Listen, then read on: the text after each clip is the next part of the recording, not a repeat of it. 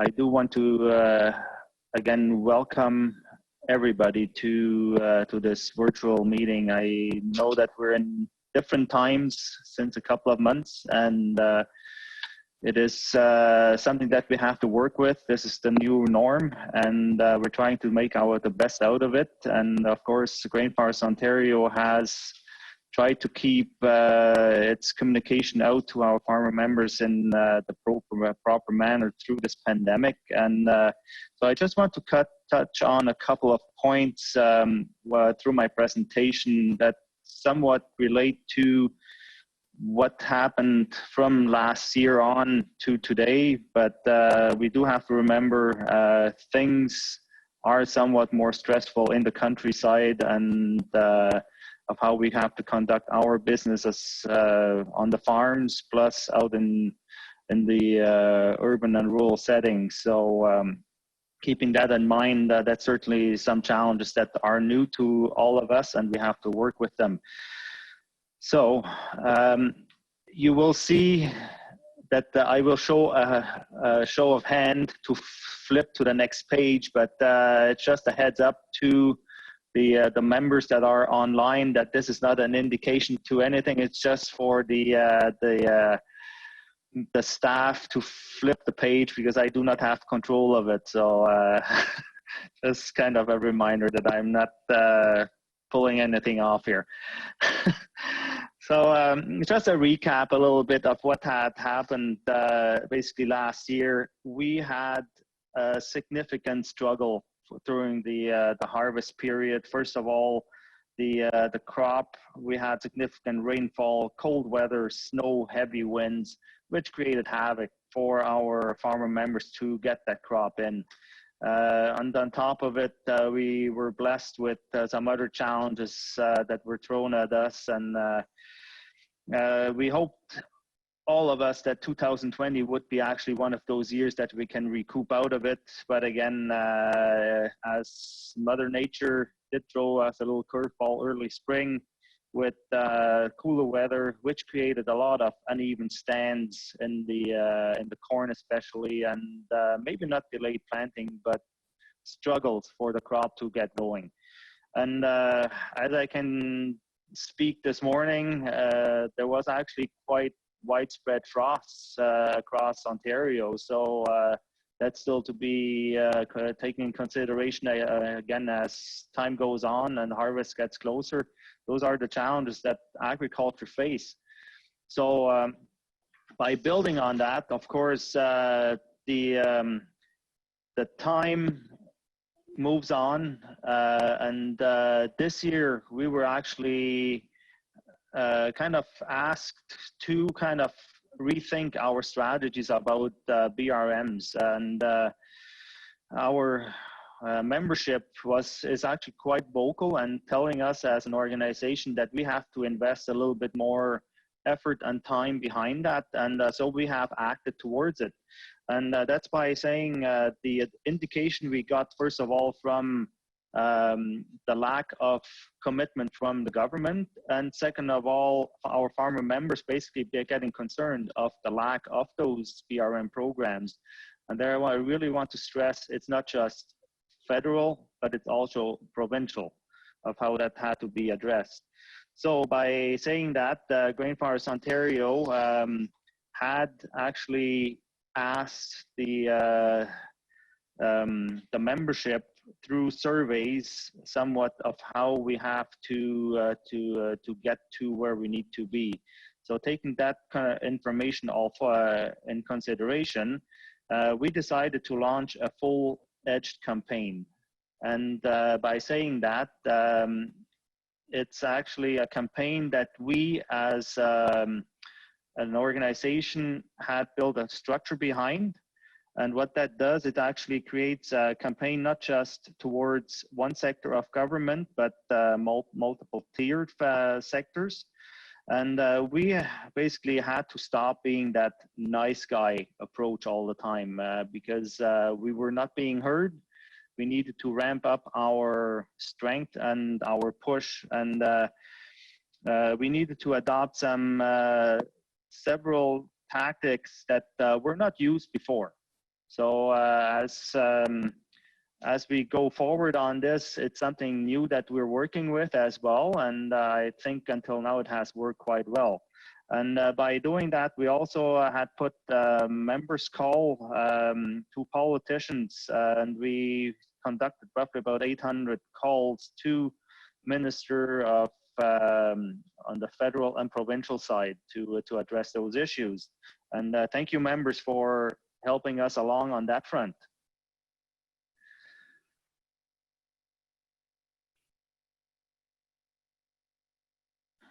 Okay.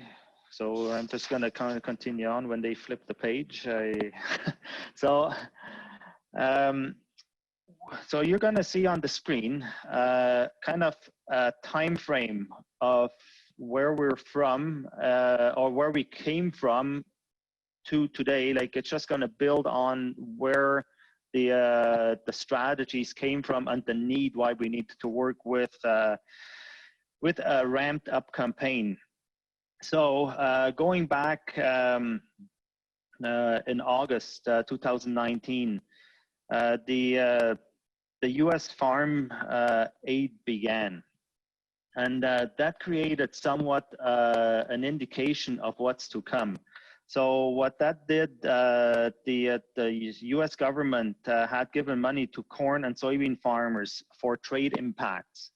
And us as GFO, we certainly right away went out there too and tried to bring our points forward to the federal government of why we need a compensation package as well, because we were cut out from the markets in China at that point as well, and because of certain geopolitical environments that Canadian government brought us into. We needed that the government actually compensates us for those losses. And of course, that was the same time period as the election front was going on as well. So we decided, let's put an election ad in place to prove our point. And that resulted in over 1 million views by not just ag stakeholders, but also public, to recognize that there's actually a problem in agriculture itself, and especially on the soybean front. And the ask was always that the BRM program is actually shortfalling. And so the result of the ad basically gave us a commitment for an agri-stability platform discussion within the Liberal Federal Party. So they had actually fully committed towards it, but until today we have not seen any action from them. So then going into the FPT last fall, again, a lot of promises, a lot of discussion.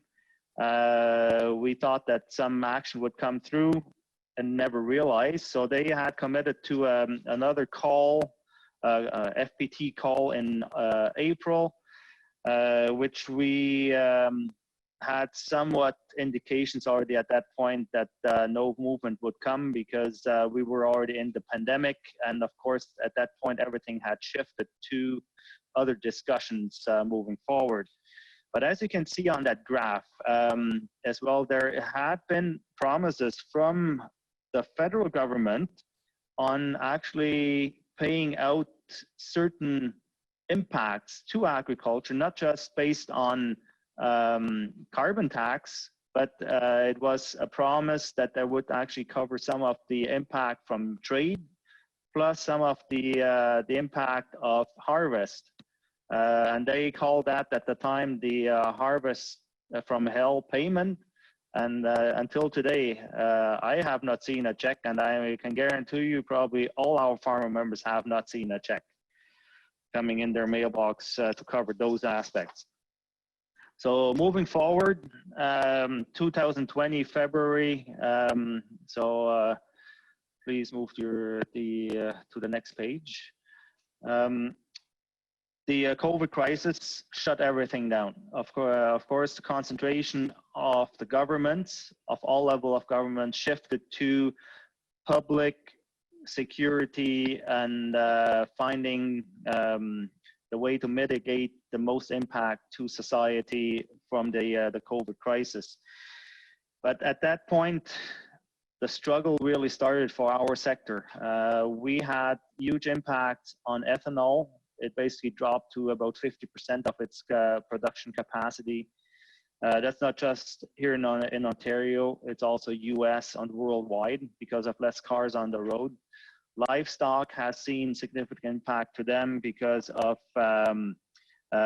livestock not making it to market. And the overseas protectionism started to set in as well. And that created somewhat a food shortage, food security discussion, which still until today, the general public actually is very much afraid of food security being, or they're conscious about food security more than ever.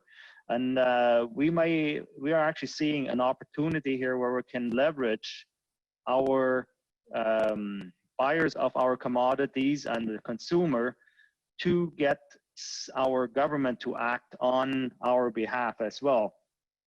But by saying that, other provincial and federal organizations had put forward asks. Just for an example, CFA at that point had calculated out a $2 billion ask, but grain farming was completely neglected in that discussion. And I do want to stress one point here. This is a harder hit to the Eastern Canadian agriculture, grain and oilseed base than the Western Canadian. So we are again in a different split than before, but East and West do have differences. So by saying that, COVID crisis certainly also encouraged the US government and to pour more and more money into their ag industry, and that hasn't stopped yet, and especially now that they're in election mode, that's probably a promise that they continue keep going. So again, next slide. So the awareness campaign was basically now needed to be ramped up to the next level, and we conducted a farmer survey, got great feedback from all our farmer members, and I want to thank you on my behalf, on the organization, of submitting those results. It helped us to guide somewhat our direction and where we need to put our focuses. So we did actually, through that interaction, again, more call-in and left mailbox messages at the on the federal ag minister and provincial ag ministers level to make sure that we overwhelm them with the concern. And it certainly has helped. It brought us to the level of government acknowledging that there is actually a significant need. We also used mass media coverage. So as you've seen, our ads run in the social media platforms, radio, television somewhat. The interaction actually was quite well established, and we were hoping that it was going to continue on. And of course, Premier Ford had basically committed at that point that he would be our advocate and speak to Minister Freeland on addressing this situation specifically. And we were actually getting significant conversation with the offices in Ottawa.